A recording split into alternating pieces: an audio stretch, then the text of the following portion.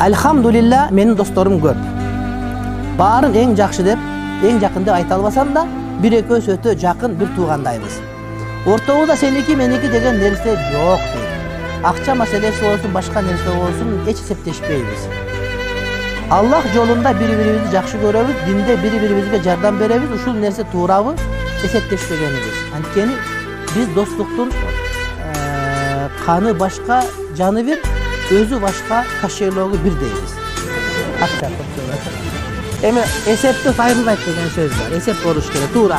Жардам берген башка кылган жакшы, бирок бир күн болбосо бир күн кыжалачылык болушу. 5 сом андай мындай бул кириш-чигиш боло берет. Аны кечирип туруш керек албетте. А бирок соода маселе башка болгон убакта эсептеш керек. Бул достуктун бекем болушу үчүн.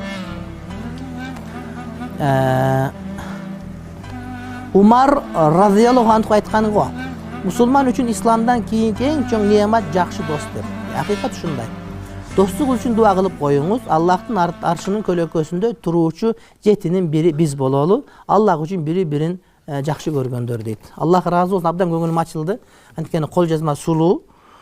Адамдын жанагыдай мындай бир психологиялык абалы өзүнүн кол жазмасынан билинет да. Адамдын абалы психологиялык. Адам дин соолугуна зыян тийгизет. Эркектерди 99% ошо мээ жейт. Анан барып брак болуп калат бардыгы.